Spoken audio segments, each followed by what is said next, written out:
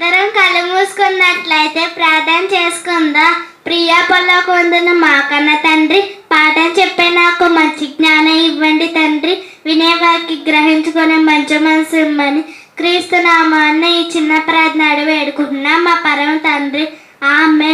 నా పేరు చావా సాత్విక. నేను 4వ తరగతి చదువుతున్నాను. ఈరోజు నేను చెప్పబోయే పాఠం పేరు అబ్రహాము గురించి. విశ్వాసులకు తండ్రి, దేవుని స్నేహితుడు, దేవుణ్ణి నమ్మినవాడు, పరదేశంలో నెమ్మది పొందుచున్నవాడు, 175 సంవత్సరాలు బ్రతికినవాడు. అబ్రహాము భార్య శారా, కుమారుడు ఇస్సాకు. దేవుని పరిశోధనలో గెలిచినవాడు. అన్ని విషయాల్లో దేవుని